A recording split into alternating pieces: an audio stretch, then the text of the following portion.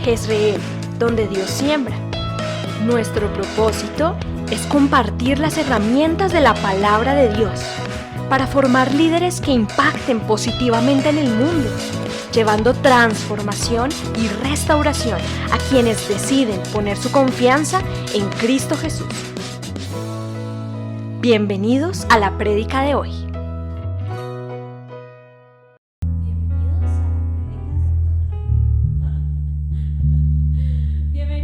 Bienvenidos a esta casa. Buena actitud. Qué rico, pues que a eso venimos, a alegrarnos, a gozarnos. Y qué delicia definitivamente poderlo hacer libremente, de verdad. Y cuando uno se despoja de pronto de esas cosas,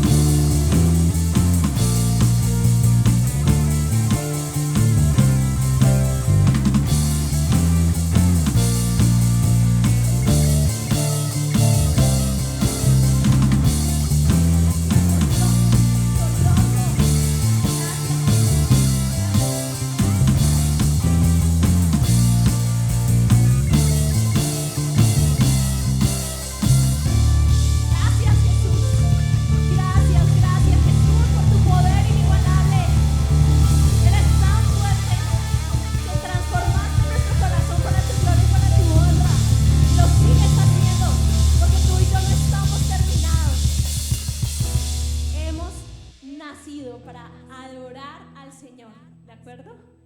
¿Quién está de acuerdo conmigo? Alabar al Señor. ¿Cómo les gusta a ustedes alabar al Señor? Con toda. Por aquí, ¿cómo les gusta alabar al Señor? Adorarlo. Con todo también. En espíritu y en verdad. Con la mente, con el entendimiento. Y de en adelante, ¿cierto? Con mis decisiones, con lo que digo, con lo que le digo a otros, con mi forma de pensar, de actuar. Qué lindo que nosotros todo lo que hagamos exalte al Señor. Tú y yo somos espejos de Cristo. Jesús y el Espíritu Santo que habita en ti quiso habitar en ti porque te vio suficiente para que Él habitara en ti. Tú no tienes que hacer más, solo disfrutar, solo rendirte a sus pies, entregarle tu corazón y adorarlo. Adorémoslo con esta canción.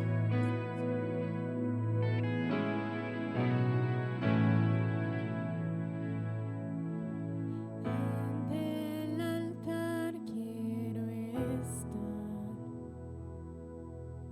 ser una ofrenda de amor. Yo fui creado para darte lo mejor, te lo daré, te lo daré. Me llamaste desde antes de crear la tierra, me escogiste para darte gloria, me escogiste para darte honra. Recibe hoy la ofrenda de mi adoración, la gloria es para ti, Señor. Hoy y por siempre te adoro, mi Dios. Recibe hoy esta canción, la honra es para ti, Señor. Toda rodilla se postra ante el Rey.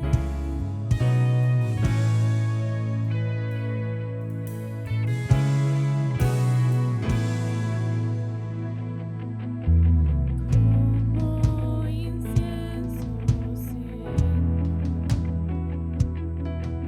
que suba hoy mi canción.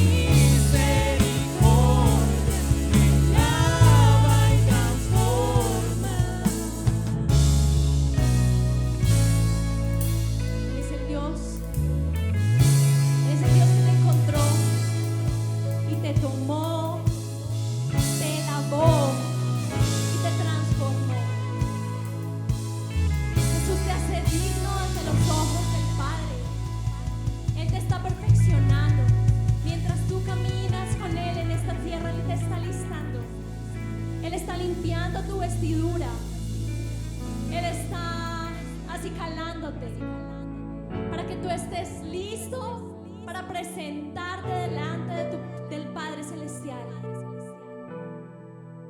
El deseo del corazón de Dios es tenerte tan cerquita de Él, para que tú puedas encontrar en Él el propósito de tu vida, para que tú puedas encontrar en Él lo que no encuentras cuando te miras al espejo. Él es lo que te hace falta, Él es tu porción, Él es lo que te llena, Él es lo que tú necesitas, Él es la provisión. Él ha prometido que siempre estará ahí, además te dará todo lo que tú necesitas. A veces tú crees que necesitas cosas que realmente no necesitas, y a veces no sabes que necesitas otras, y Él sí lo sabe. Pero tú encuentras eso en la adoración al Señor. Cuando tú postras tu corazón, cuando tú lo buscas en intimidad, cuando tú le adoras a Él, tú encuentras respuestas, entiendes lo que sucede contigo, entiendes cuál es el camino y hacia dónde debes dirigirte. Una forma de adorar al Señor es decirle: te necesito encontrarte, necesito verme en ti, necesito encontrarme en ti. Yo te invito a que hoy tú le digas eso al Señor: necesito encontrarme en ti, necesito verme al espejo y verte a ti, necesito saber que estoy agradándote a diario, porque tuya es la gloria, tuya es la alabanza y el honor. Cantémosle al Señor: tuya es la gloria, porque de Él es la alabanza y la adoración, porque tu vida y lo que sale de tus labios es del Señor. Cantémosle al Señor. Es la gloria, yo te adoro por siempre. Tuya es la gloria, yo te adoro por siempre. Tuya es la gloria, yo te adoro por siempre. Tuya es la gloria. Recibe esta alabanza, Señor. Recibe, oh Dios, las palabras de tus hijitos. Tuya es la gloria, tuyo es el honor. Espíritu Santo, permítenos agradar a nuestro Señor. Purifica esta alabanza, Señor, que suba como olor grato a ti. Que nuestra vida sea olor grato para ti. Que lo que nuestros ojos miran sean gratos para ti. Que lo que nuestros oídos escuchan sean gratos para ti. Y lo que tú quieras poner, lo que necesitas decirle hoy al Señor, que lo que mis manos toquen, a donde mis pies vayan, que sean gratos para ti. Porque tú lo entregaste todo en la cruz, Jesús.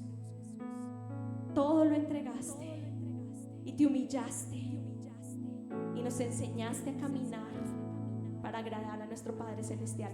Tú y yo hemos sido escogidos para hacer eso, para seguir a Jesús y adorar al Padre Celestial.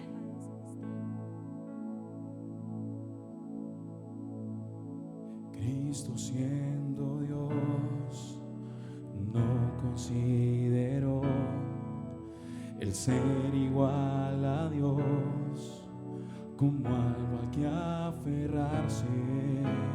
Cristo se humilló y se despojó, siervo hasta la muerte y muerte de cruz. Por eso Dios lo exaltó, le dio nombre sobre todo, y ante Él se postrarán, toda lengua lo dirá: Jesucristo es el Señor, Jesucristo es el Señor. Amén, amén y amén. Cristo descendió, su triunfo proclamó, a la muerte conquistó,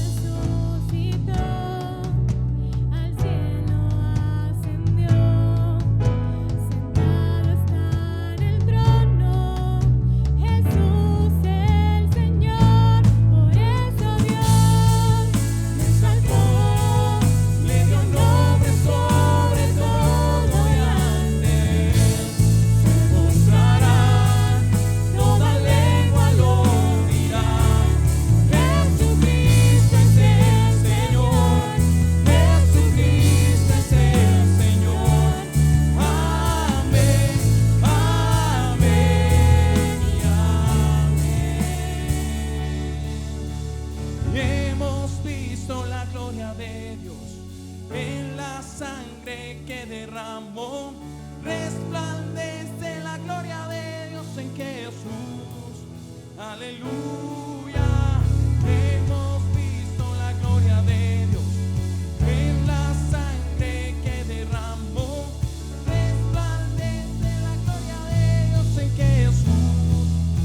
Aleluya, hemos visto la gloria de Dios en la sangre que derramó, resplandece la gloria de Dios en Jesús. Aleluya, hemos visto la gloria de Dios en la sangre que derramó, resplandece la gloria de Dios en Jesús. Aleluya, por eso Dios lo exaltó, le dio un nombre sobre todo y ante él se mostrará, toda lengua lo dirá.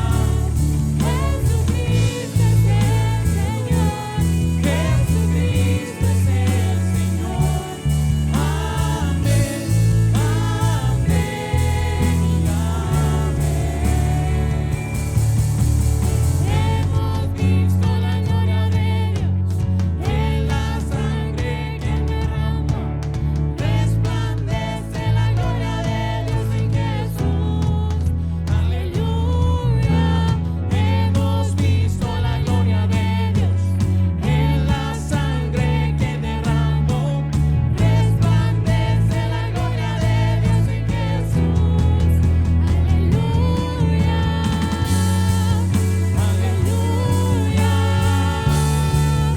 Aleluya,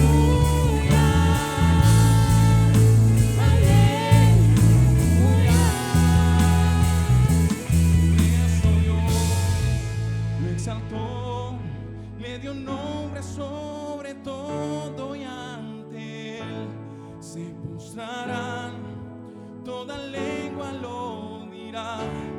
Jesucristo es el Señor, Jesucristo es el Señor. Amén, amén y amén. Jesucristo es el Señor. Dale un fuerte aplauso al que es el Señor, al que derramó su sangre por ti. Su gloria brilla por su sacrificio y fue por ti. Jesús, bendito eres. Jesús, bienvenido a nuestra vida, a esta casa. Una vez más, por siempre y para siempre. Eso es lo que nosotros hacemos cuando cantamos estas canciones. Es decirle, estoy seguro y sigo estando seguro de que tú eres mi Señor, mi Salvador, y que tú reinas con poder y eres soberano sobre todo. Jesús es soberano sobre todo. Y tú y yo hacemos parte de su pueblo. Así que bienvenido una vez más al pueblo de Dios. Vive como tal y disfruta como tal los beneficios de ser coheredero del reino de los cielos y de tener sabiduría que proviene del Espíritu. Que seas bendecido hoy y siempre por la sangre de Jesús. Señor, guarda tu palabra en nuestro corazón en esta tarde y permítenos, Espíritu Santo, ponerla en práctica. En el nombre de Jesús. Amén.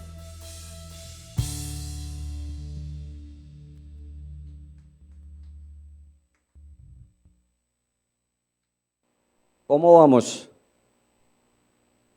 Bueno, me alegra. ¿Ya está Soleil por ahí? Estamos haciendo cambios, ya viene el 2026, 2 semanas más y terminamos el 25 y comenzamos el 26. ¿Quiénes han leído su programador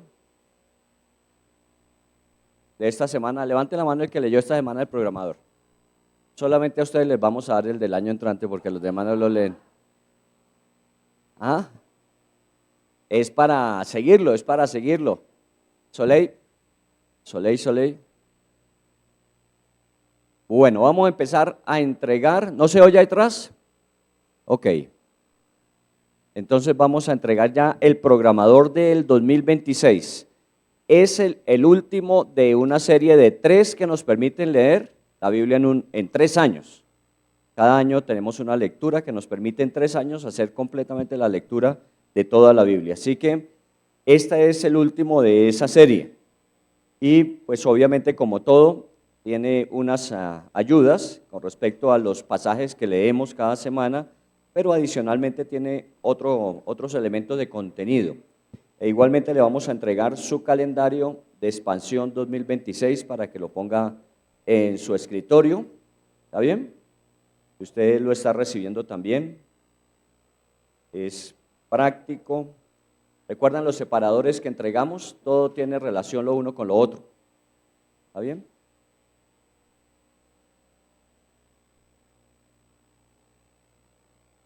Yo lo conozco a usted. Ah, yo sí sabía. Ese es el hijo adoptado. Bienvenido, bienvenido. Ok. Muy bueno. Entonces estamos con programador y con calendario del año entrante. Hablemos un poquito de cambios, ya que está don Felipe por aquí. Don Felipe, venga. Felipe, como ustedes saben, regresó de Australia, lo mandamos a un curso intensivo de dirección de alabanza y regresa a la dirección de alabanza. 17 meses por fuera, por eso estamos haciendo unos cambios.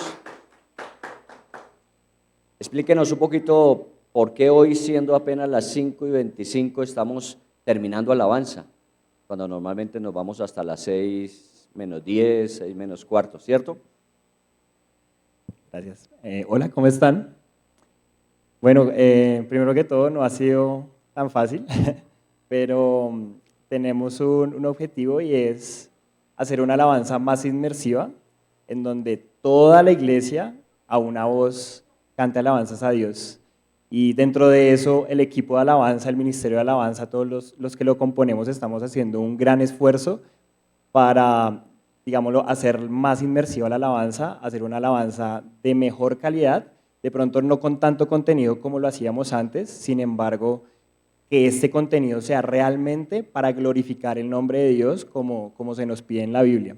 Entonces, con el equipo de alabanza hemos estado ensayando esta semana este nuevo formato en donde hacemos una alabanza más de corrido, en donde el protagonista es más la música, en donde se exalta y se alaba a Dios, que no tanto oración o ministración. Entonces, pues de mi parte, primero que todo, un agradecimiento a todo el Ministerio de Alabanza porque le han puesto el corazón a esto, por lo menos esta semana, y también les pediría a todos ustedes que también como que se integren mucho más al tiempo de alabanza, en donde el objetivo es ese, como lo decíamos, alabar el nombre de Dios y exaltarlo.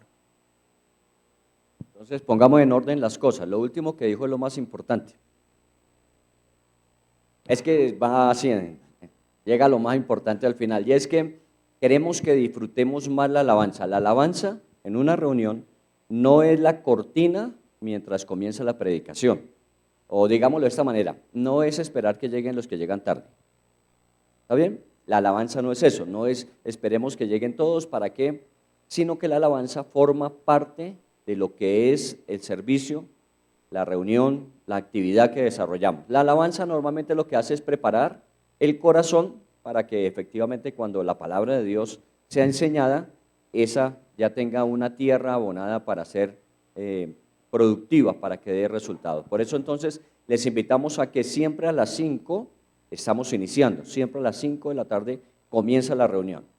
La reunión no comienza a las 6:45, 5:45, sino a las 5. Entonces les invitamos para que ustedes se programen. Sé que Bogotá es complicado, todo lo demás, pero uno tiene que programar la anticipación. Sabe que se demora un poquito más el sábado porque hay más vehículos transitando, entonces véngase un poquito más temprano, pero disfrutemos juntos la alabanza y la adoración. Muchas gracias, bienvenido. Entonces, estamos haciendo cambios, ya iremos presentando el resto de cambios que estamos efectuando a nivel de la iglesia con respecto al 2026. Vamos a llamarlo 2630.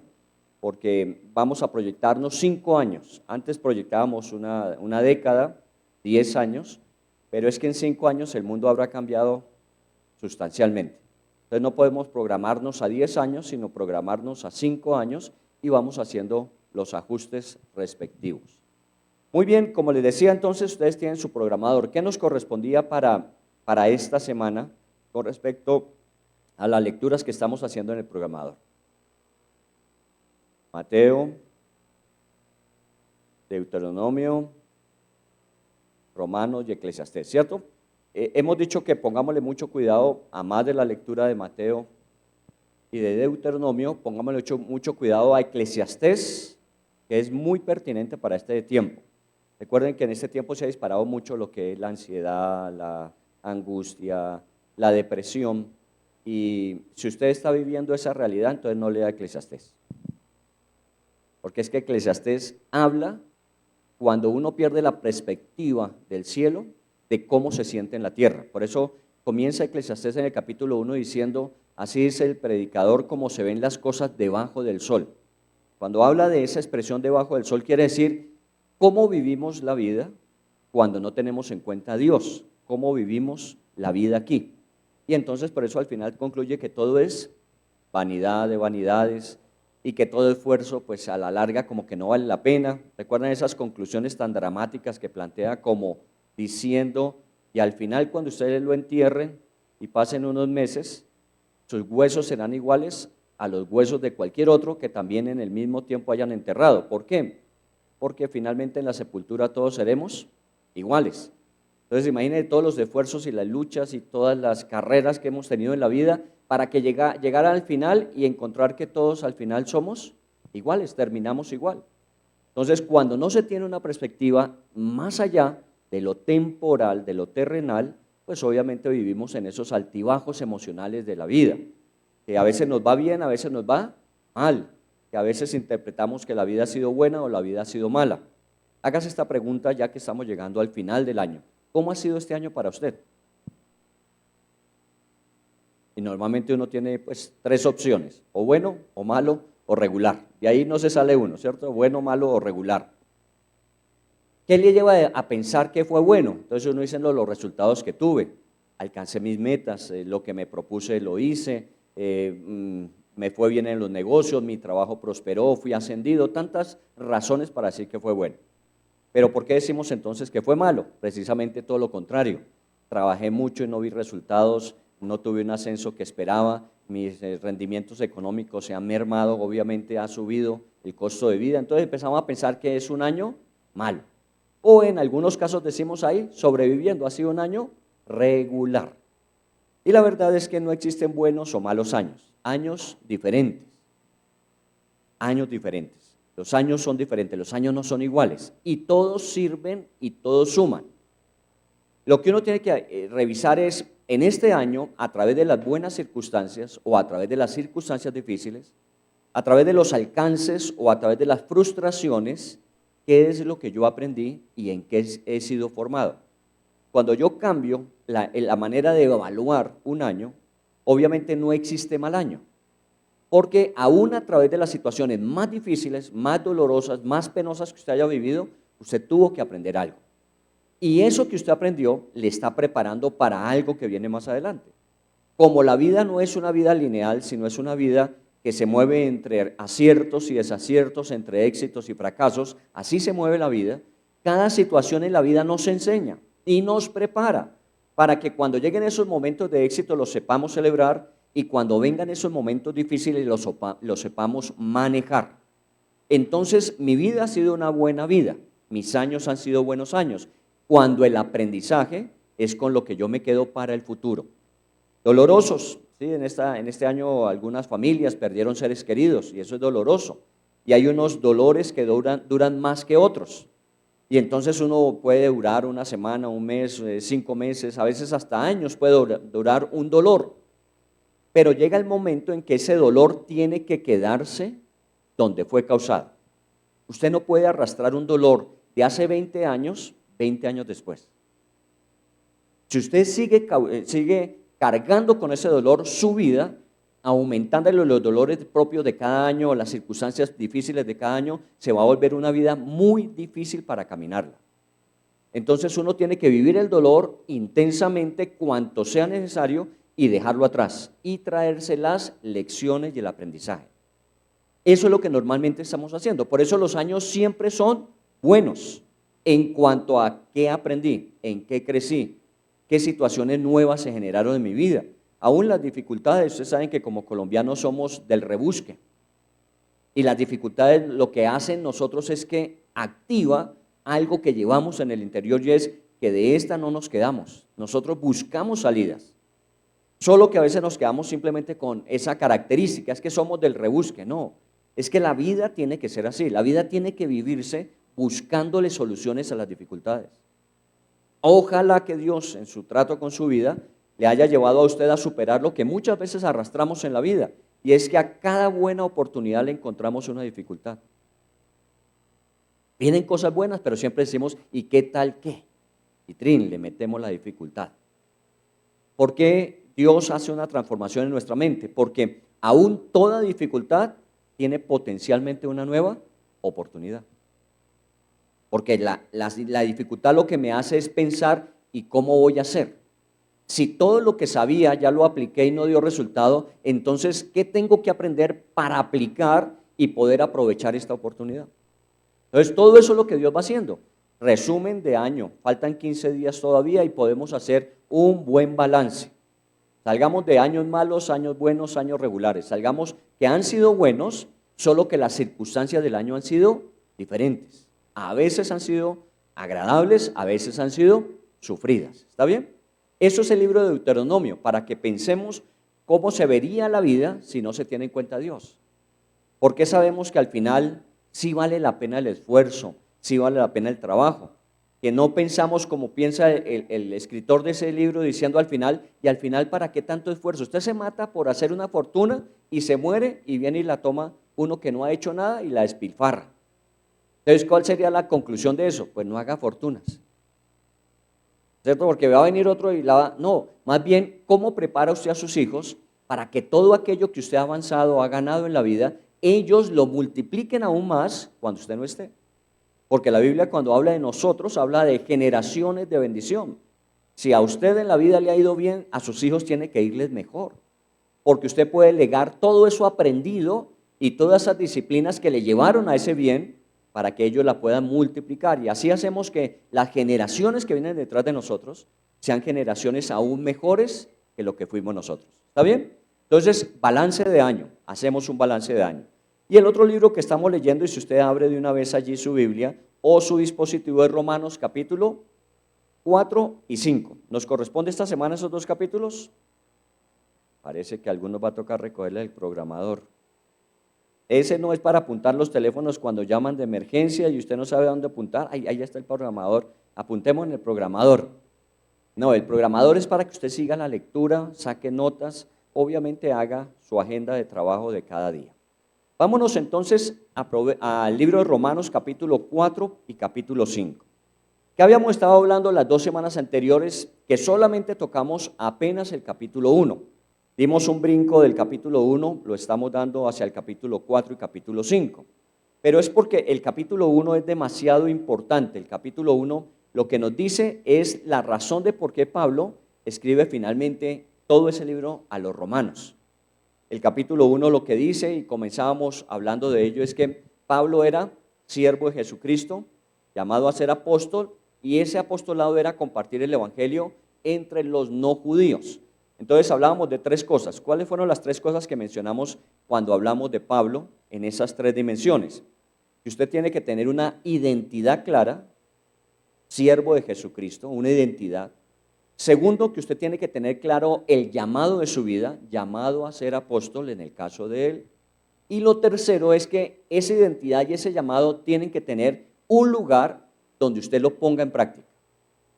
Por eso de alguna forma nosotros estamos aquí y hay otros que están en Finlandia y hay otros que están en Estados Unidos y Liliana está en Brasil, pero todos estamos apuntando a que Dios está haciendo algo y nos tiene a nosotros incluidos en sus propósitos.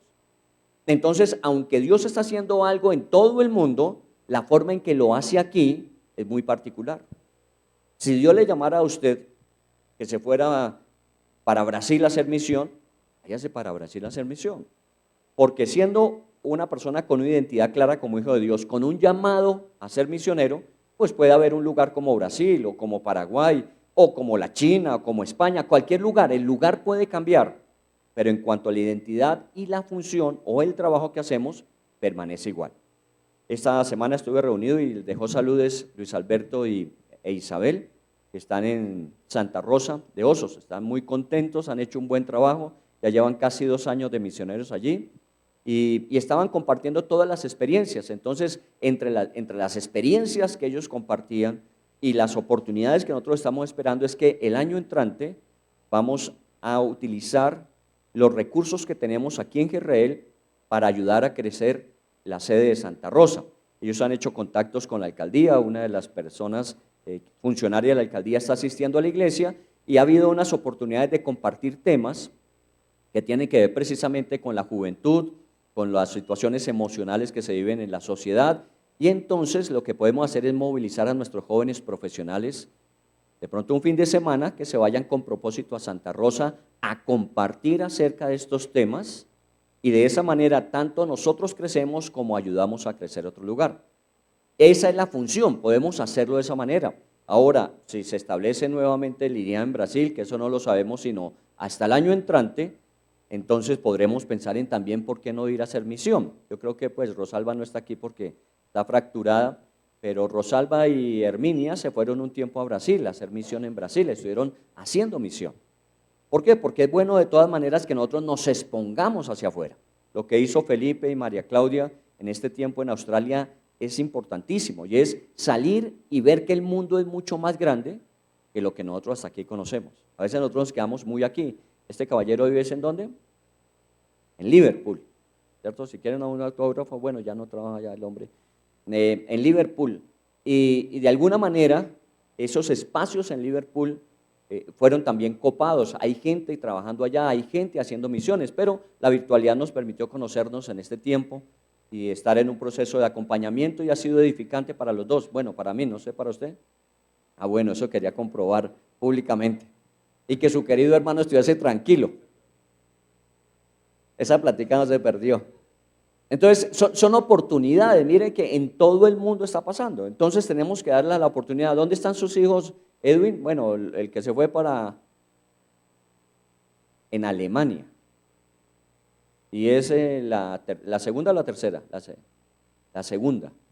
Ok. Está en Alemania. Ella es enfermera, ¿no? Enfermera. Y está trabajando en Alemania. Hoy día el mundo es así. El mundo hay que ir a conquistarlo desde el punto de vista profesional y obviamente nosotros siempre llevaremos la semilla que sembraremos en el camino. Así que esas 3 palabras, ¿no? Identidad, 1. 2, función, ¿a qué lo llamó Dios? Propósito. Y 3, ¿en dónde?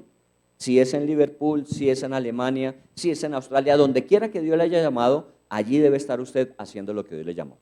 Muy bien, ¿qué más dijimos hace 8 días? Que cuando nosotros desechamos a Dios, porque el capítulo 1 habla de cómo el hombre, habiendo recibido la revelación de Dios, ha rechazado a Dios, Dios entonces dice, muy bien, si ustedes quieren hacerlo a su manera, háganlo a su manera. Tenemos que corregir una forma de comunicar a Dios que no es la apropiada, no es la adecuada. Dios no es un Dios que dice, como usted no quiso hacer como yo le estoy diciendo, entonces déjeme ver cómo lo voy a poner para que pida cacao. Recuerda que lo más aburrido en la vida, cuando uno tenía hermanos mayores, era que lo pusieran a pedir cacao. Yo tenía 2 hermanos más grandes y cuando nos encontrábamos en esas luchas, en esos combates cuerpo a cuerpo, ¿cuál era la intención? Ponerlo contra el piso y que pida cacao. A veces nosotros vemos a Dios así, como el hermano mayor que cuando yo no hago lo que él me dice, entonces me pone contra el piso a pedir cacao. Dios no hace eso. En la Biblia lo que Dios dice es, si tú quieres hacer la vida a tu manera, yo te voy a dejar, yo me voy a hacer a un lado.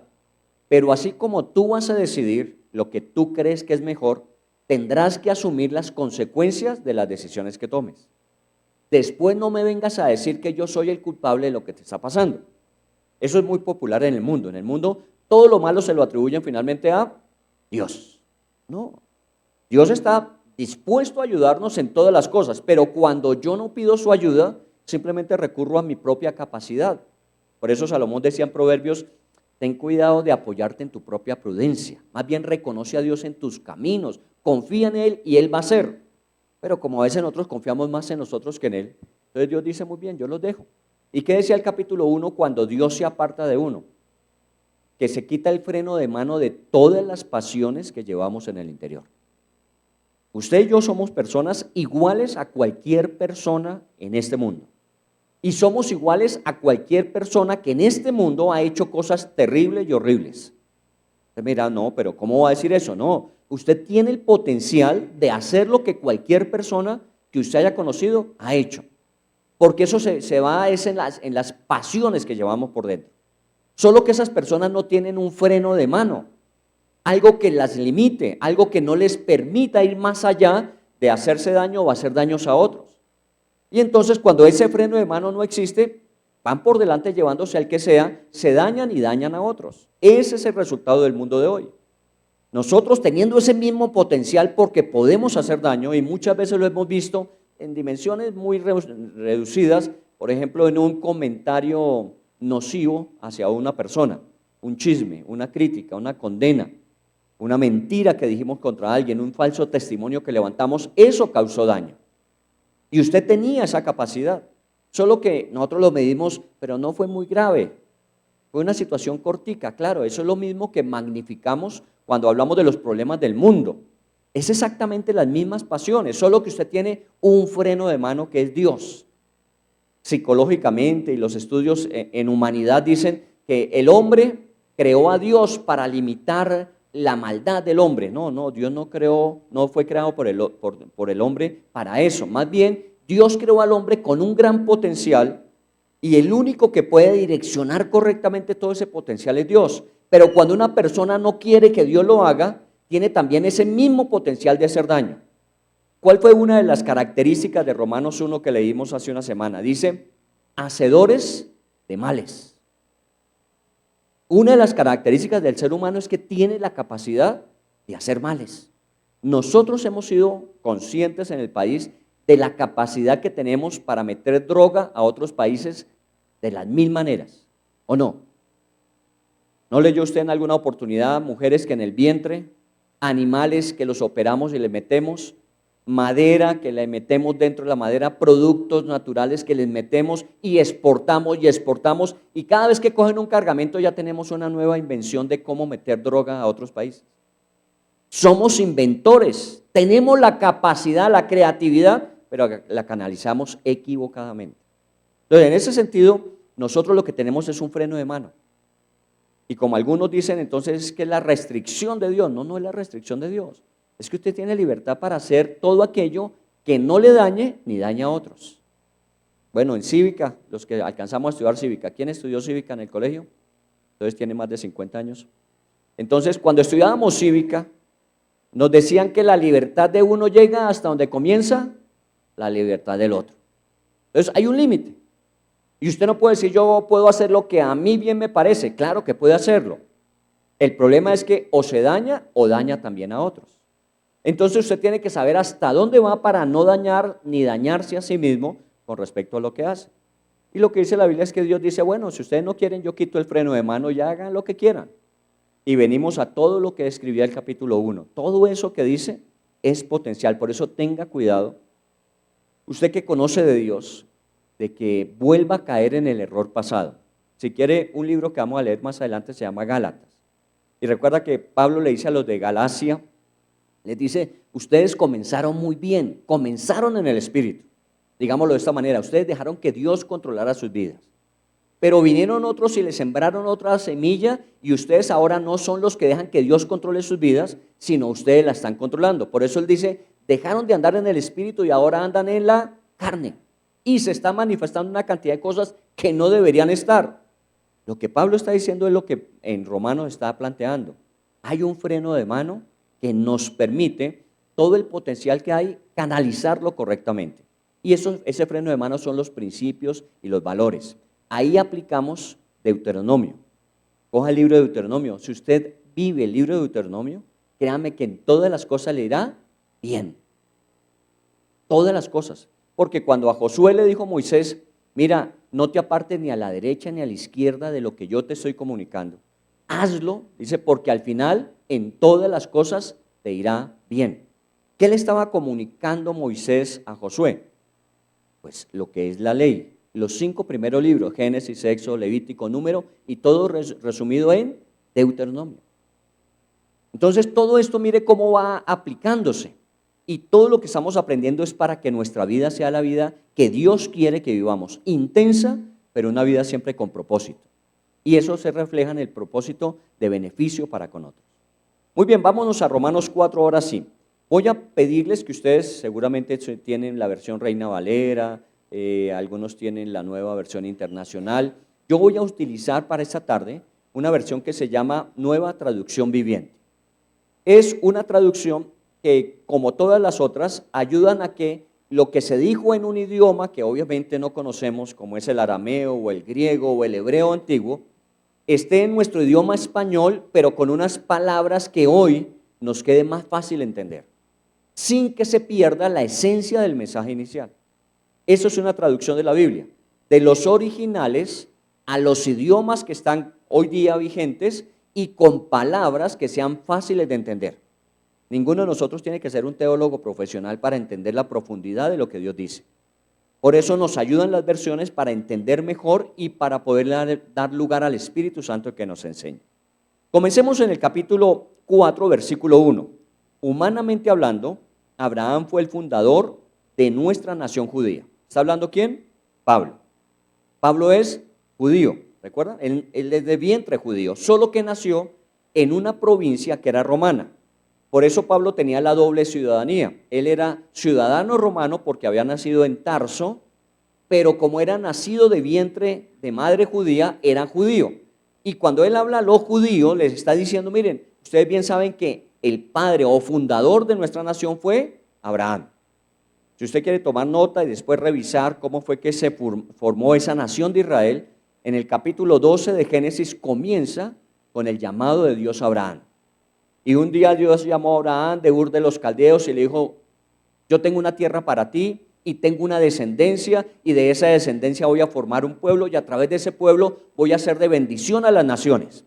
Y Abraham le creyó a Dios y salió. Entonces el padre del pueblo judío es Abraham. Después ya con el tiempo, cuando ustedes conocen la historia de Abraham que tuvo a Isaac, pero también tuvo de una sierva llamada Agar a su otro hijo que se llamaba ¿cómo?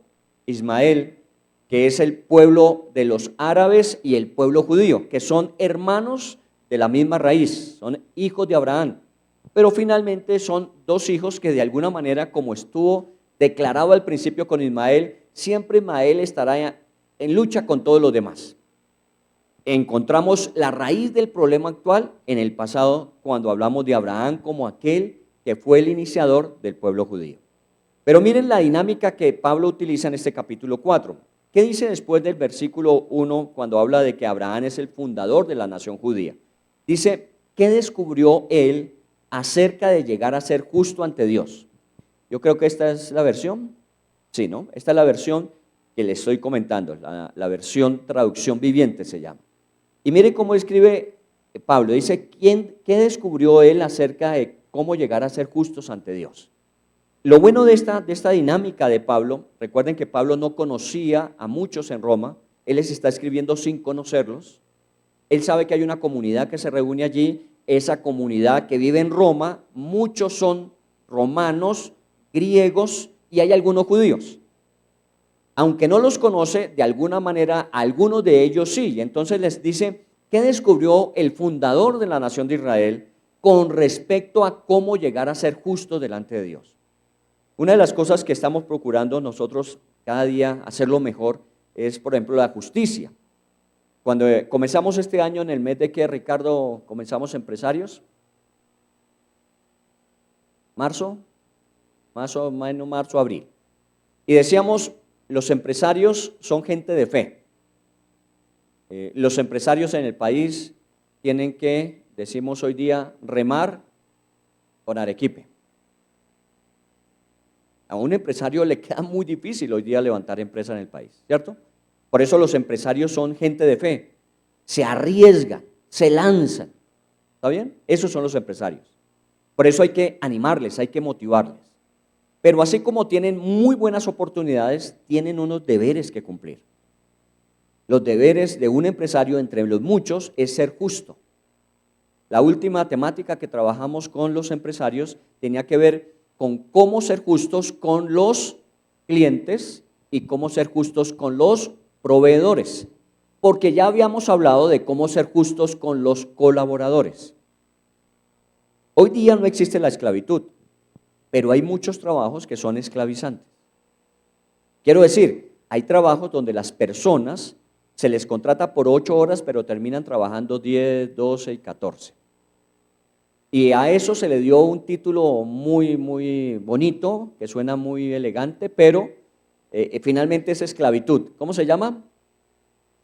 Exactamente, son los puestos de confianza, las áreas de confianza. Entonces, a usted le dicen, no, es que usted es una persona de confianza y usted se siente orgulloso, confían en mí y ¡prum!, le sueltan un resto de trabajo del cual usted no había hecho contrato, ¿cierto? Y entonces, de alguna forma, si usted recibe más de aquello con lo que se comprometió cuando firmó su contrato, lo justo que sería que le pagaran más.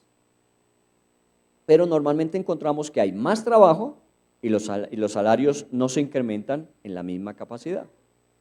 Entonces no es justo. Y lo que Dios dice es cómo ser justos. ¿Cómo ser justo usted con un cliente? Es que usted, si le dijo que el 13 le tenía el producto o el servicio en función ya, el 13 usted lo tenga. Nosotros tenemos dichos populares, ¿no? Si es carpintero o si es ¿qué? Zapatero, eso es una semana después. ¿Recuerdan que dice?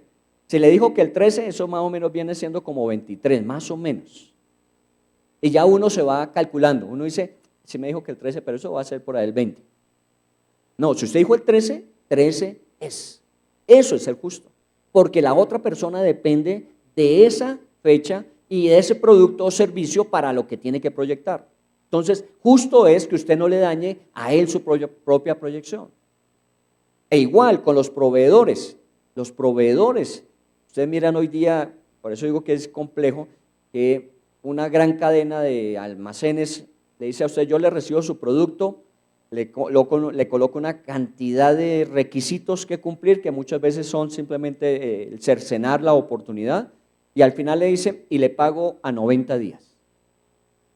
Imagínese una pequeña empresa que no tiene un gran capital y que tiene que estar con una caja constante para poder darle vida a su emprendimiento. Y le dice, no, le pago a 90 días. Entonces el empresario que está comenzando tiene que pedir un crédito para poder tener la solvencia a los 90 días. Pero lo que se ganó en los 90 días se está pagándolo en intereses. ¿Me entiende la idea? ¿Es justo? No, no es justo. No es justo. Y Dios dice que debemos ser justos. Ahora, la pregunta de Pablo es, ¿qué descubrió él acerca de llegar a ser justos ante Dios? ¿Quién es realmente justo? Levante la mano un justo. Solamente. Porque la Biblia dice, no he visto un justo ni tan solo uno. Estamos en un esfuerzo permanente de aprender cada día a ser más justos, pero justos no lo somos. Y si no somos justos, entonces no calificamos para lo que Dios esperaría de nosotros. Y si no calificamos para lo que Dios espera, no podemos esperar que lo que prometió Dios para un justo venga sobre nosotros. ¿Sí se da cuenta cómo es la dinámica? Entonces, de alguna manera nos sentimos descalificados. Entonces, ¿para qué buscamos a Dios si la recompensa de Dios es para aquel que es justo y ninguno lo es? No, lo que tenemos que tener en cuenta es cómo Dios llega a declararnos justos mientras estamos en el proceso del mejoramiento de esa justicia. Vayamos al versículo 2 de esa versión. Dice que si sus buenas acciones le hubieran servido para que Dios lo aceptara, habría tenido de qué jactarse. Pero esa no era la forma de actuar de Dios. O sea, si de alguna manera Dios espera que nosotros hagamos todo perfecto para aceptarnos, nunca lo podría hacer. Nunca nos aceptaría. Porque en grado más o en grado menos, todos y cada uno de nosotros estamos en un proceso de aprender, en este caso, a ser justos. No lo somos. Usted puede ser una persona como el famoso rico que llegó cuando el Señor le dijo, es que yo he guardado todo desde mi juventud. Y entonces el Señor le dijo, una sola cosa te falta. Y esa sola cosa que le faltaba, lo rajó. Se fue triste. Había hecho el 99%, le faltaba un 1%, pero no era perfectamente bueno. Entonces, el ser perfectamente bueno nos descalificaría. Por eso dice aquí que cuando Abraham entendió qué era ser justo, no se trataba de que todo lo hiciera bien, sino que de alguna manera Dios, que en su gracia y misericordia nos veía como llegaríamos a ser. Dios anhela que cada uno de nosotros cada día sea mejor. Y ese mejoramiento va a lo que está prometido. Dice, y Dios que comenzó la buena obra en nosotros, la perfeccionará.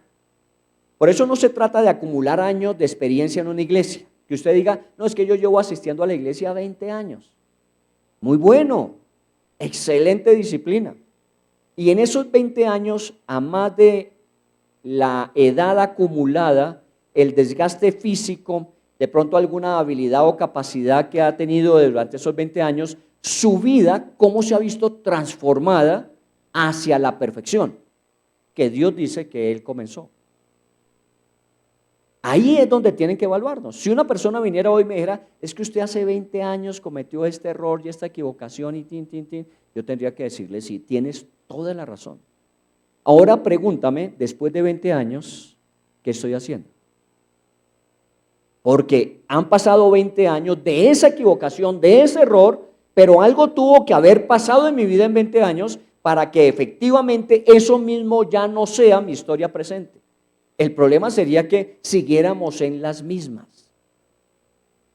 Por eso cuando Dios habla de Abraham, dice, no fue por lo que él hizo perfecto. Dios no habla de Abraham que hubiese hecho todo lo que Dios esperaba de él.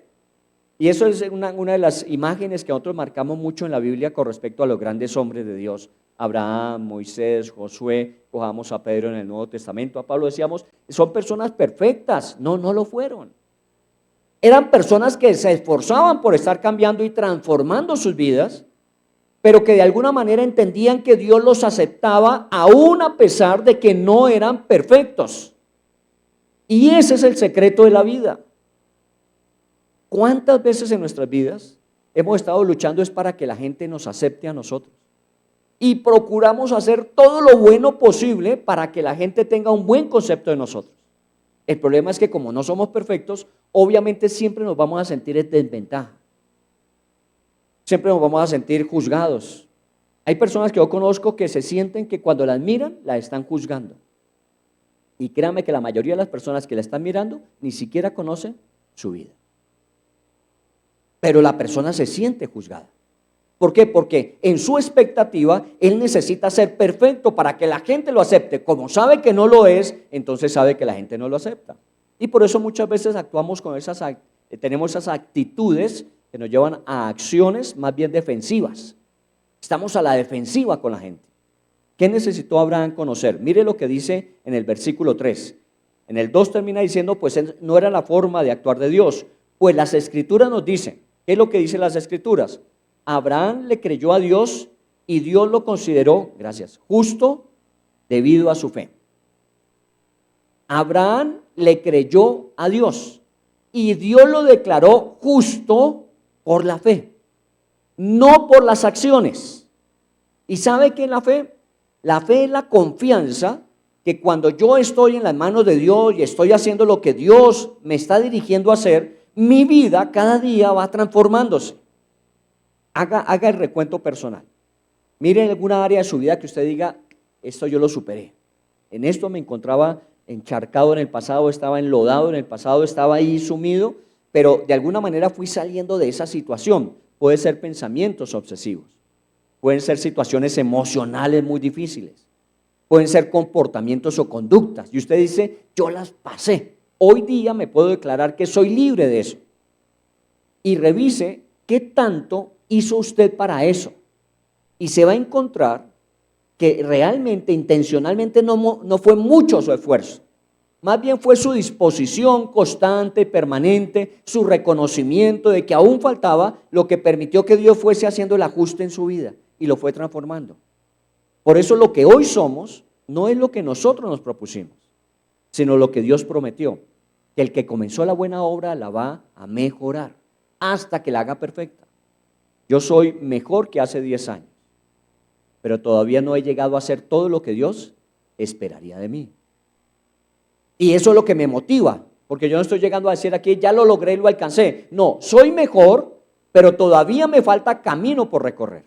Y entonces lo que me motiva es, Señor, sigue cambiándome, sigue transformándome, permíteme crecer. Por eso cuando usted está cerrando un año y está proyectando el año siguiente, no solamente se reduzca a cuánto dinero tiene en su cuenta, a qué propiedades adquirió, a qué ascenso recibió, sino cómo usted ha ido cambiando. ¿Qué fue lo que en este año usted notó que Dios fue dándole un giro? ¿Qué nueva virtud o capacidad de esas espirituales que Dios dice que nos da fueron desarrollándose, que ya no somos como hace un año? Ahí es donde está el verdadero tesoro de esta experiencia de años buenos. Si usted logró hacer ese proceso de dejar que Dios le cambiara, usted este año no fue perdido. Pero si en la evaluación yo digo, no, yo sigo siendo el mismo, sigo haciendo igual, sigo actuando de la misma manera, pues creo que fue un año donde perdiste una buena oportunidad. No quiere decir que estás descartado, pero sí tendrás que hacer un ajuste para el año siguiente. Por eso es muy bueno, Natalia nos lo dijo hace 15 días, fue que nos dijo Natalia, que nos compartía acerca del ejercicio de proyectar en cada área de la vida una meta específica para el siguiente año. Porque cuando uno se sienta a evaluar en mi vida intelectual, mi vida familiar, mi vida económica, mi vida espiritual, mi vida relacional, cuando uno empieza a evaluar las metas que se propuso y empieza a ver cómo se dieron, eso nos permite decir, sí, mi vida fue transformándose. Todavía no es todo, está cambiando. Eso es cuando dice, Abraham le creyó a Dios y Dios lo declaró justo. Cuando usted cree en Dios y confía en Él, aún a pesar de que no es perfecto y sabe que Dios lo acepta así, su vida comienza a dar giros y giros y giros hacia lo que Dios se propuso desde el principio. Sigamos al versículo número 9. No vamos a alcanzar a leer todos los versículos, pero vamos a leer algunos. Dice, ahora bien, y volvemos a otra pregunta. ¿Es esta bendición solamente para los judíos o es también para los gentiles incircuncisos? Porque recuerde que comenzó hablando diciendo, Abraham es el padre de nuestro pueblo judío. Entonces uno pensaría que le está hablando solamente a judíos. Ahora en este versículo dice, pero déjeme preguntarle, ¿es que Dios solamente trabaja con el pueblo judío? ¿Es que solamente Dios a través de Abraham y esa nación que se levantó en Abraham es que tiene planes y propósitos?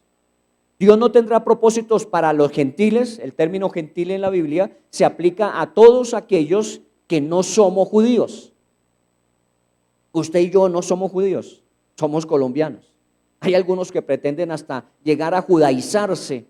Hay gente que está buscando sus raíces en España y en Portugal acerca de cómo pudimos ser de pronto de algunas de esas tribus de Israel. Y hay gente que ha encontrado que efectivamente algo tienen por allá.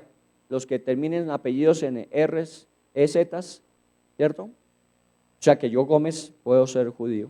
Bueno, mi papá debió ser judío. O mis abuelos. Pero yo, ¿por qué tengo que buscar volverme judío para poder disfrutar de lo que Dios le dijo a Abraham? Si cuando pregunta Pablo es, ¿y eso solamente lo hace con los judíos? ¿No lo hará Dios también con los gentiles? Y por eso es que nosotros de alguna manera entendemos que todo aquello que Dios desarrolló con Abraham y a través del pueblo de Israel, Dios también lo puede hacer con nosotros sin ser judíos. Para aquellos que de pronto tienen amigos judaizantes, personas que van a iglesias cristianas judaizantes, quieren decir iglesias cristianas que para ellos el poder llegar a ganarse todas esas bendiciones es poder formar parte de la nación de Israel. Y entonces empiezan a aplicar los rituales, empiezan a practicar las fiestas judías. Yo no tengo que volverme judío para ser bendecido por Dios. Porque también a los incircuncisos gentiles, Dios tiene un trato. Miremoslo en el versículo 9. Como venimos diciendo, Dios consideró a Abraham justo debido a la fe. ¿Qué es lo que Dios está buscando entonces de los gentiles, de los que no son judíos?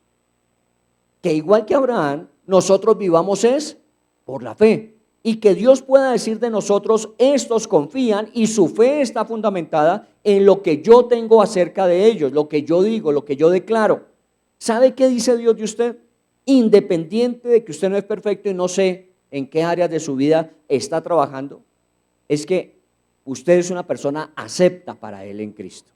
Acepta, Dios lo acepta. Dios no está esperando que usted mejore para decir, ya te lo mereces. No sé, usted ha encontrado gente que le dice, yo estoy intentando ser cristiano, porque es que todavía me falta mucho. No, a todos nos falta mucho. Yo soy una persona que permitía a Cristo vivir en mi corazón. Eso es lo que me hace cristiano. De ahí en adelante es el proceso de ser transformado a la imagen de ese Cristo y que se está dando y todavía no es perfecto. Entonces, cuando habla de la fe, es esa fe que nos permite saber que Dios nos acepta, pero que también está trabajando en nuestras vidas para transformarnos. Tampoco la vida cristiana es para los conformes que dice, bueno, Dios me acepta, Dios me ama tal como son, entonces no importa. No, tenga cuidado, sí importa. Importa porque si no, usted no va a disfrutar todo lo que Dios tiene para usted. Dios le acepta.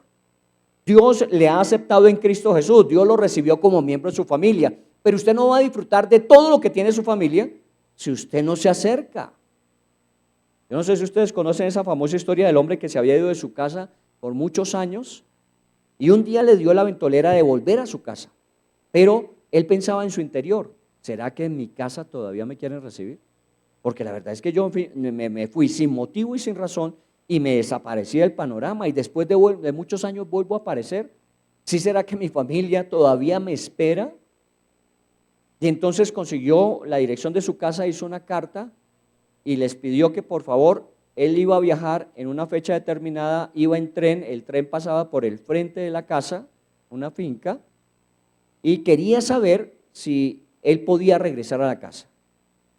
Él sabía, era consciente de que no se lo merecía, se desapareció y ahora quería volver a aparecer. Y entonces la forma en que él sabía que lo iban a recibir de nuevo es que en el árbol que había frente a la casa colocaran una cinta de color blanca. Entonces si él pasaba en el tren y veía que había una cinta de color blanca, él sabía que de alguna manera podía regresar a su casa, que había sido aceptado. Y efectivamente llegó el día en que viajó. Iba en el tren, iba con angustia, no sabía si lo iban o no lo iban a aceptar. Así que con la persona que iba a su lado le compartió acerca de su experiencia y de lo que estaba viviendo. Y entonces le dijo, mire, yo no soy capaz de mirar si en el árbol está la cinta blanca. Entonces le voy a pedir el favor que usted mire por mí. Y si no la hay, pues, y si la hay me dice que existe la cinta blanca. Y efectivamente el tren llegó al lugar. Y entonces él con sus ojos cerrados y esperando que el otro le dijera y preguntándole, no, ya llegamos, sí, ya estamos acercándonos, ya veo el árbol. ¿Y ves una cinta blanca? Le dijo, no veo una cinta blanca, veo el árbol lleno de cintas blancas.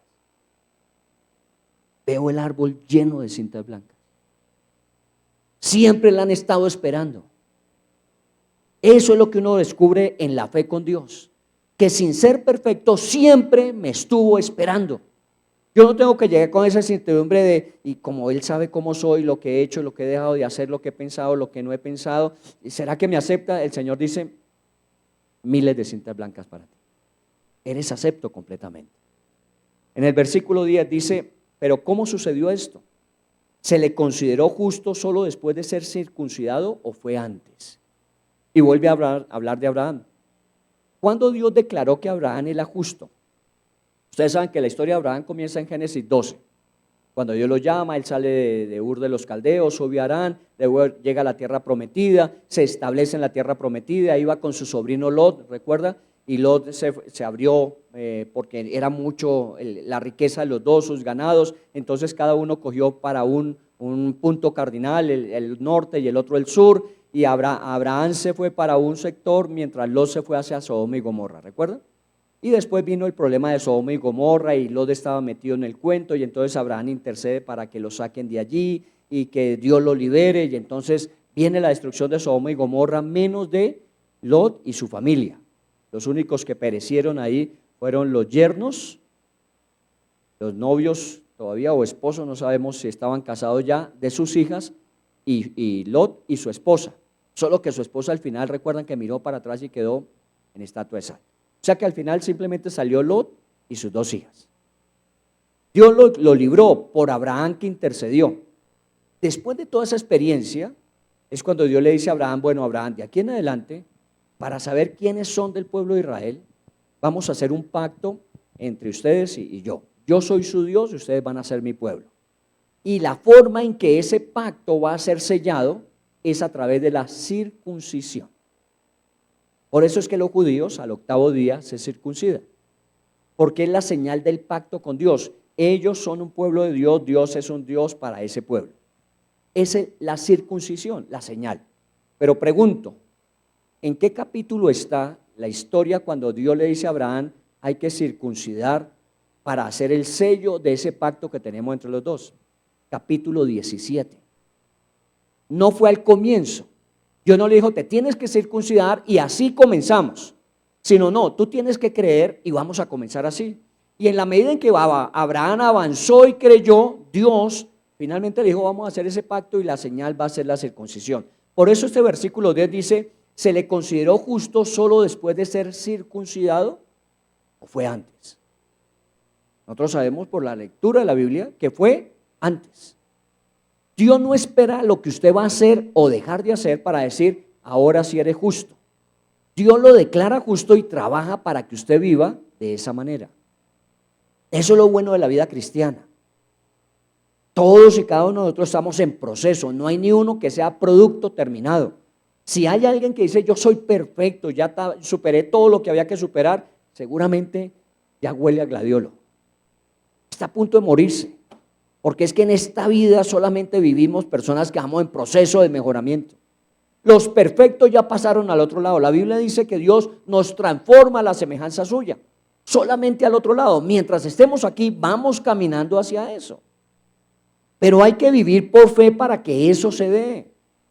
¿Su vida ha mejorado con Cristo? Una pregunta que hago y que usted piense, ¿su vida ha mejorado con Cristo? Seguramente. Más, menos, según también el tiempo, la disposición. En muchas cosas decimos mi vida es diferente, pero también hago la pregunta, ¿y Dios ya acabó de hacer todo lo que tenía que hacer? No, cada uno también lo sabemos, nosotros estamos aquí para juzgarnos. ¿Cómo comienza el capítulo 2 de Romanos?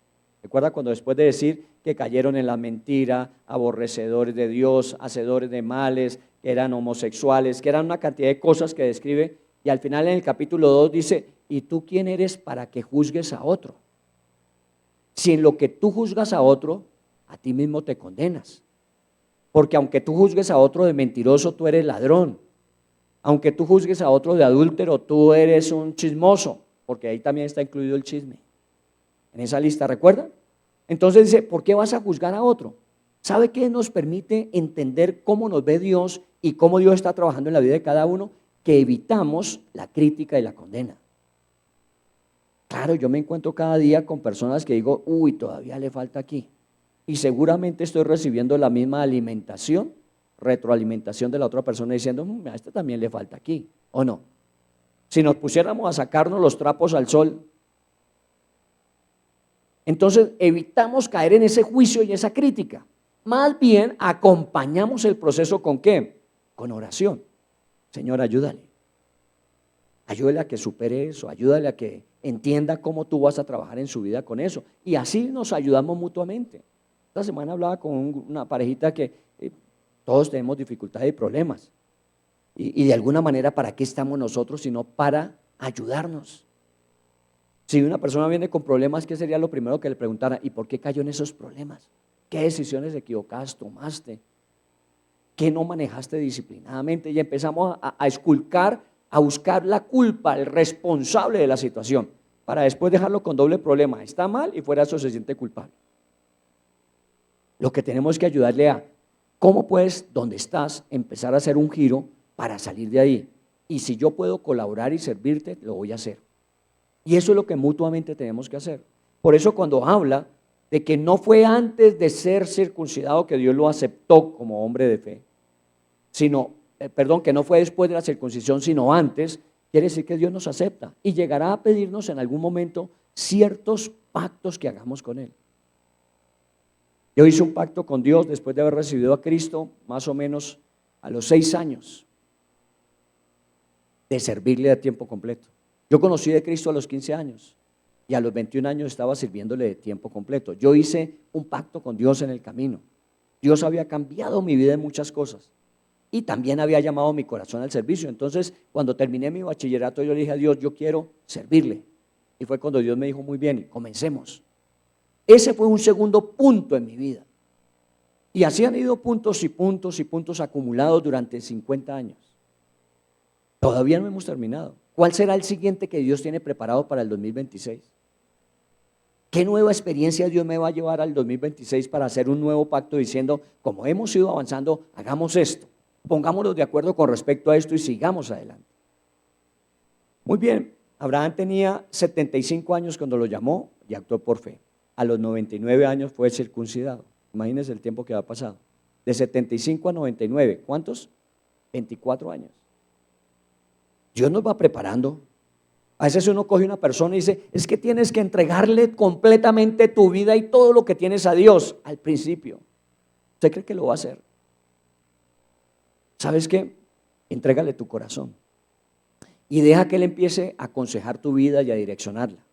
Porque en la medida en que tú veas cómo Él va procesando en tu vida cada circunstancia y situación, tú lo que vas a decir es, Señor, ya te entregué mi casa, ahora te entrego mi carro, ahora te entrego mi empresa, ahora te entrego mi familia. Uno empieza a hacer eso, porque cuando yo veo que Él es eficiente para manejar una área, yo le voy entregando todas las demás. Seguramente en nuestras vidas hay áreas que nosotros todavía la tenemos bajo control. Las primeras que le entregamos a Él siempre son las complicadas. Pero el Señor empieza a darle dirección a cada área de la vida. ¿Las tenemos completamente todas rendidas a Él? Seguramente no. Hay áreas en las que todavía nos cuesta trabajo, pero Él es paciente y va trabajando con nosotros. 75 a 99, 24 años. Cuando Dios le dice, vamos a circuncidar a todo el pueblo para identificarlo dentro del pacto, habían pasado 25 años. Y también es el tiempo de la prueba de ¿quién? De Isaac. ¿Recuerdan cuando le dice que traiga a Isaac y lo sacrifique? Veamos el versículo 11, vayamos al versículo 11. Por lo tanto, Abraham es el padre espiritual de los que tienen fe, pero no han sido circuncidados. ¿Sí o no? De los que tienen fe, pero no han sido circuncidados. ¿De quiénes hablaría? De nosotros. Usted no tiene que circuncidarse. A veces hay gente que se ha acercado a decirme, mire, es que uno como cristiano tiene que asumir parte de la ley judía. Uno tiene que ser del pueblo de Israel. Entonces yo le digo, bueno, comencemos. ¿Ya se circuncidó? Y es la primera que siempre dice, no, es que no es tanto. No es tanto si es lo primero. Si es la forma en que Dios pactó con Abraham para que fuera.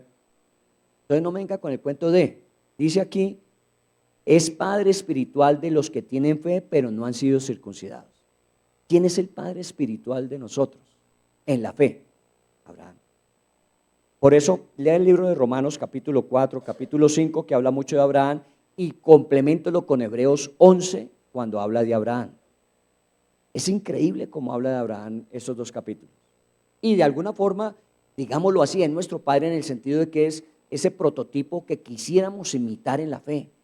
Que Abraham dejó la tierra de los caldeos, su propia tierra, su parentela, se vino, vivió un recorrido sin saber a dónde iba, recibió una tierra, su esposa de 90 años era estéril, él de 100 años no había concebido y Dios le da un hijo y empieza a vivir una dimensión de fe que uno dice, oiga, este hombre tenía fe y por eso fue declarado justo.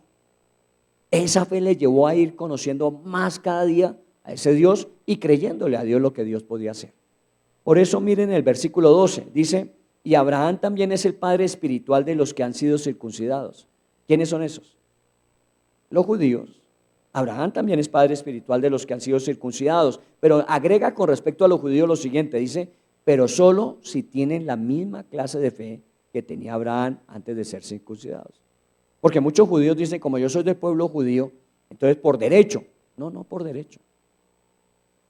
Tienen que tener la misma fe que tenía Abraham antes de ser circuncidado. O sea, la circuncisión no es lo que lo define a usted como un hombre de fe, en el caso de los judíos, sino la fe que usted tiene que finalmente lo lleva a obedecer a Dios en lo que Dios pide. En el caso de los judíos, la circuncisión. Por eso a veces este libro de Romanos para nosotros nos queda así como, porque es que está hablando Pablo de romanos, de griegos, de los gentiles, pero también habla de los judíos. Bueno, pongamos las cosas en su lugar. Nosotros no somos prosionistas, y usted lo sabe. O sea, nosotros no andamos en el mundo defendiendo a Israel. Nosotros lo que sí sabemos es que el mismo padre de fe que tuvo Israel es el que tenemos nosotros en la Biblia, y es Abraham. Un hombre de fe que no tiene de alguna manera un comparativo para decir, es que hubo otro de más fe. La Biblia dice, ese fue el hombre de fe. Es que pedirle a uno que sacrifique un hijo, cuando tiene 11 años un hijo, y que había esperado 100 años para tenerlo, que le diga a Dios a un papá, venga, sacrifíqueme su hijo, quiero mirar a ver hasta dónde va su obediencia. Y el hombre no lo pensó 2 veces, y se fue, y llevó a su hijo al monte, y cuando ya tenía el puñal listo para degollar a su hijo, es cuando Dios le dice, detente porque sé que no te has reservado absolutamente nada. ¿Usted cree que Dios quería al hijo de Abraham, Isaac, en sacrificio? No. Lo que Dios quería con Abraham y comunicarnos a nosotros es lo que nosotros nunca estaríamos dispuestos a hacer, y es sacrificar un hijo. Eso es lo más terrible. Pero Dios sacrificó a su hijo Jesucristo por nosotros. Abraham no tuvo que sacrificarlo. Cuando llegó ese momento, Dios le dijo a Abraham, detente, mira, entre la zarza hay un cordero, tómalo y sacrifícalo en lugar de tu hijo. ¿Cómo es que le decimos a Jesús en el Nuevo Testamento? El Cordero de Dios. Él sí sacrificó a su hijo.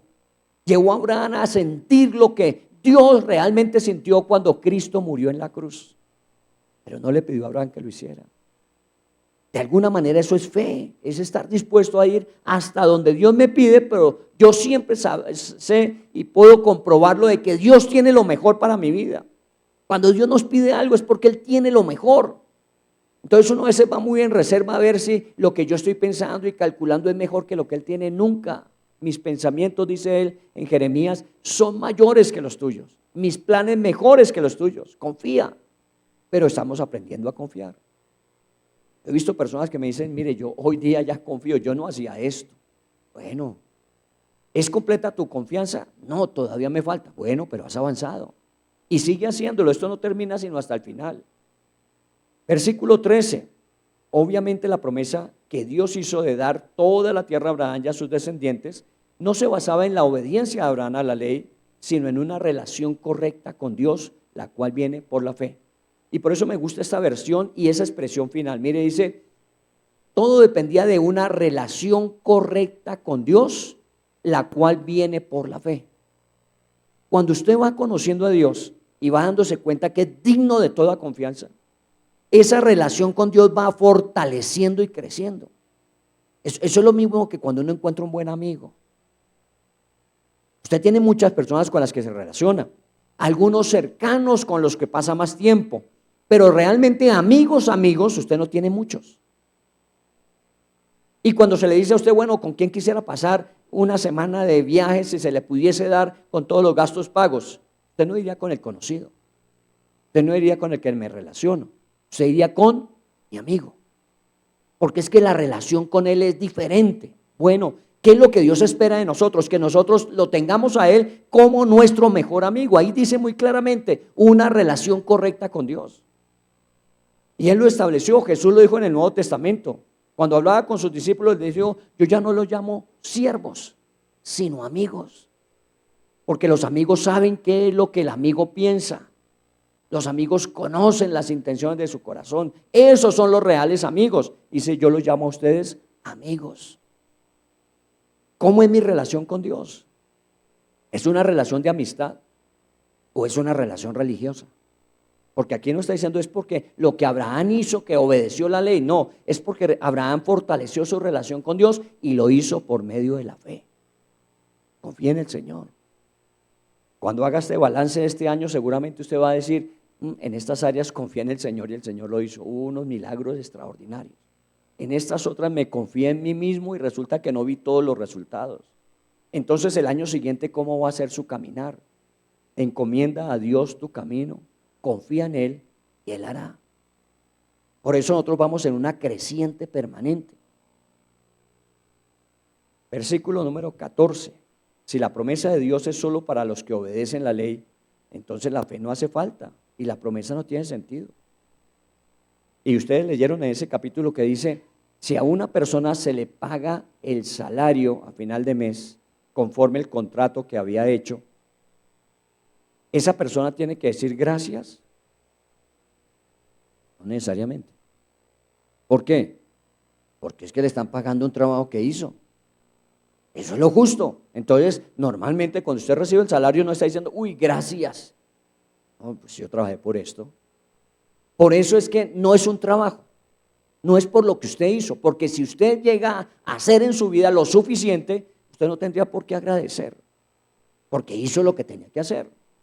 Pero cuando de alguna manera hacemos todo lo que tenemos en posibilidad de hacer, nos esforzamos y luchamos y no vemos los resultados, no se dan las cosas, pero de pronto interviene Dios de forma sobrenatural y provee, ¿usted qué dice? Gracias, porque no fue por lo que yo hice. Y muchas de las cosas en su vida, estoy seguro, han sucedido porque Dios intervino sobre su vida.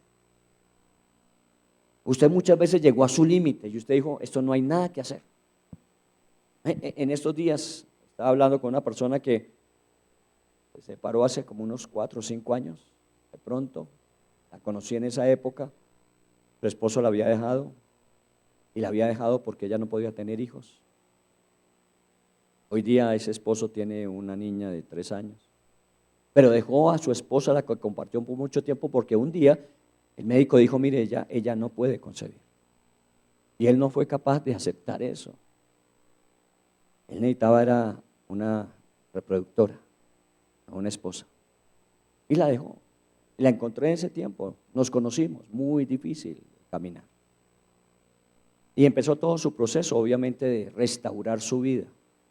Y en esa semana que estuvo aquí en Bogotá, estoy hablando con ella, y hubo 2 cosas que resultaron en este año, 5 años después de, que dice ella, todo se da en su tiempo perfecto.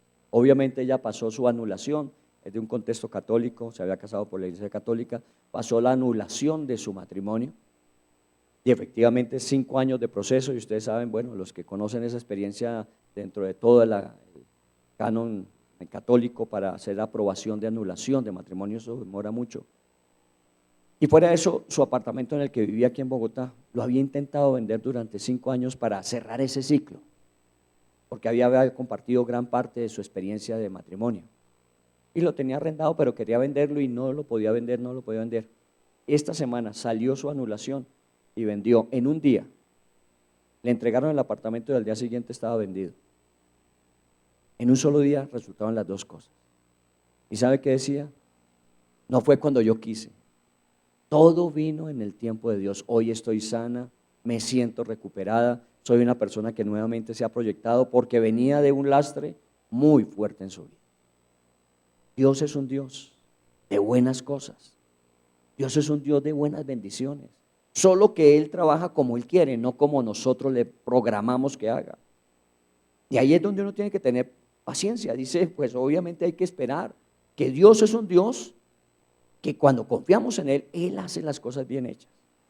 Versículo 16, así que la promesa se recibe por medio de la fe. ¿Y qué dice al final? Después de esa frase, ¿ustedes lo están viendo aquí? Sí. ¿Qué dice? Es un regalo inmerecido. Es un regalo inmerecido. No sé la dimensión de la gratitud de su corazón, no sé. Pero yo quisiera invitarle que este año usted cerrara con un agradecimiento a Dios por todas aquellas cosas que fueron inmerecidas. Porque todas esas que usted se esforzó, luchó, trabajó, se levantó, madrugó, hizo, fue, vino, pues es el fruto de un gran esfuerzo. Felicitaciones por eso. Lograste las cosas, fuiste una persona disciplinada, esforzada, valiente, muy bueno, pero aquellas cosas que ya no estaban en tu capacidad y que recibiste, esas cosas que son inmerecidas porque no hiciste por ellas mayor cosa. Y dice la Biblia, esas son las promesas de Dios, aquello inmerecido de nuestra parte, para uno poder cerrar así. Y ese versículo termina diciendo, y vivamos o no de acuerdo con la ley de Moisés, todos estamos seguros de recibir esta promesa si tenemos una fe como la de Abraham, quien es el padre de todos los que creen. Y el 17, esto sucedió porque Abraham creyó en el Dios que da vida a los muertos y crea cosas nuevas de la nada. Este capítulo 4 es supremamente emocionante, muy emocionante, y compleméntelo con el capítulo 5 y obviamente nos metemos al 6 y al 7, todos los demás de aquí en adelante.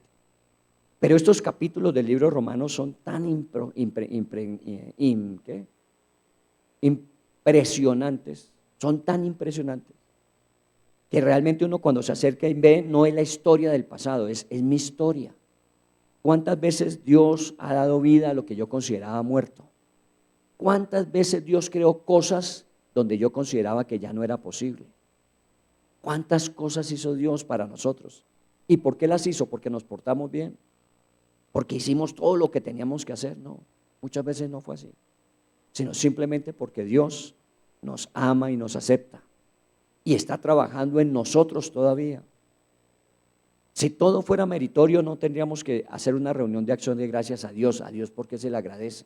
Ahí se me uniría a Bart Simpson. ¿Recuerda cuando dice agradezca a Dios por la comida? ¿Y por qué si Él no me la dio? Aquí nosotros entendemos que hay muchas cosas por las que Dios nos dio vida cuando considerábamos que estaba muerto, hizo cosas nuevas cuando nosotros considerábamos que no había nada que hacer. Voy a dejar hasta el versículo 17 de ese capítulo. El libro de Romanos nos llevaría mucho tiempo estudiarlo paso a paso. Pero lo que estamos diciendo es que Dios es un Dios que ya en Cristo Jesús nos aceptó y está trabajando en nuestras vidas a través de la fe para transformarnos en lo que Él quiere que seamos. Agradezcamos lo que hoy día somos, agradezcamos hasta dónde hemos llegado, pero estemos dispuestos a avanzar. No hemos acabado todavía. Todavía Dios tiene planes y propósitos. El 2026 es un año de expansión. Comenzamos 25, expansión y conquista. El 26 tiene que ser de expansión. Todavía esto no termina. Han sido años difíciles. Han sido años difíciles. Yo he visto gente que me ha dicho, este es el 25 años de empresa, el año más difícil en mi vida empresarial. Pero Dios fue fiel. Dios fue fiel. Esa persona decía, mire, yo iba perdiendo, en el mes de septiembre la empresa iba perdiendo, iba teniendo déficit. Y perdimos el mejor de los clientes en el último trimestre. Y un cliente grande que representaba como el 25% de su ingreso. Pero Dios al final les dio 3 clientes con los que permitió que superaran ese déficit y terminaran con alguna ganancia, habiendo perdido el cliente más importante. ¿Qué hay que hacer? Agradecer. Porque Dios siempre es bueno. Dios siempre es bueno. Vamos a orar y vamos a darle gracias a Dios. Continúe usted leyendo el libro de Romanos y los que tienen ya su programador saben que el año entrante continuamos con el programador y los que no lo han recibido lo van a recibir seguramente o a la entrada o a la salida, su programador del año entrante. Oremos al Señor y demos gracias porque Dios es bueno, Dios es un Dios fiel y misericordioso. Dios es un Dios que hace cosas extraordinarias y no porque las merezcamos, sino porque su naturaleza es así. Y cuando aún siendo no merecedores experimentamos esas bendiciones de Dios, lo que hacemos es ser agradecidos porque consideramos que en nuestra vida hay muchas cosas que son la intervención de Dios y de parte nuestra inmerecidas. Nunca deje que el orgullo, la altivez, que también son mencionadas en el capítulo 1, los soberbios, los altivos, los que consideran que Dios no es importante en la vida, que lo que han hecho lo han hecho ellos. Nunca vaya a caer en eso porque antes de la caída es la soberbia y la altivez. Cuando usted declara que usted lo hizo, entonces Dios dice, bueno, está bien, entonces yo me voy a hacer a un lado. Y sigue haciéndolo entonces tú. Y ahí es cuando empezamos a tener esos vacíos, esos faltantes. Y tenemos que decir finalmente, no, fuiste tú quien operó más allá de lo que yo lograba, yo hacía. No estamos diciendo, no estamos hablando de que usted sea una persona que simplemente se quede esperando. No, usted tiene que actuar, usted tiene que obrar, usted tiene que hacer lo que le corresponde hacer, esforzadamente, valientemente. Pero tiene que entender que ese esfuerzo, más esto que Dios agrega, es lo que finalmente nos permite descubrir lo que nunca nosotros podríamos haber alcanzado, ni siquiera imaginado. Así que le estoy pidiendo que en este cierre de año, leyendo este libro de Romanos que muy apropiadamente llegó en este tiempo en nuestra lectura, nosotros podamos vivir como dice de Abraham, un hombre que le creyó a Dios. Y lo podemos llamar como nuestro referente. Allí le dicen, Él es el padre de los judíos, Él es el padre de los que no son judíos en la fe. Él es el que nos enseña, es un referente a lo que es vivir por fe. Confía en el Señor. El Señor nunca deja avergonzar a los que en Él confiaron. El Señor es fiel a sus promesas, siempre hará. Aunque muchas veces no hicimos todo lo que teníamos que hacer, Dios hace. Y eso es lo que más nos quebranta. Eso es lo que más nos doblega, nos inclina ante Él. Porque tenemos que decir, Señor, tú has sido mucho más de lo que nosotros pudiésemos haber esperado o merecido. Porque tú eres así con nosotros. Porque tú nos aceptas, no esperas que hagamos, que tengamos, que logremos para decir, ahora sí, sino que nos tomaste donde estábamos. Y empezaste a trabajar con nosotros en esta transformación que hoy vivimos. Y hoy podemos decir, somos mejores, hemos avanzado, hemos visto cambios, pero aún, Señor, tenemos mucha necesidad. Aún hay muchas áreas en nuestras vidas que necesitan ser tratadas. Y hay que crecer en nuestra confianza en ti para poder decirte, y toma el resto de lo que no te he entregado aún. Encárgate de todas las cosas, Señor. Pero tú eres un Dios paciente y con cada uno nos das el tiempo necesario y suficiente. Algunos lo hacen más rápido, otros demoran más, pero todos y cada uno tenemos la misma posibilidad de experimentarte a ti, Dios grande y poderoso, Dios sublime y maravilloso. Como lo dijo Abraham, porque creemos que eres el Dios que das vida a lo muerto y que de la nada puedes hacer cosas extraordinarias. Aún en este año quedan 15 días. Y de pronto uno podría pensar, no, ya se acabó el año. No, todavía quedan 15 días. Y Dios podría hacer de la nada cosas. Y Dios podría levantar a lo que consideramos ya que no hay nada que hacer. Nunca desmaye. Nunca se rinda, nunca se dé por vencido o vencida. Si Dios está de por medio, Dios puede hacer en un día lo que en todo el año nosotros no hicimos. Dios puede hacer en un momento lo que nos tomaría muchos años hacer. Pero encomiende al Señor su camino, confíe en Él y el Señor va a hacer, el Señor va a obrar.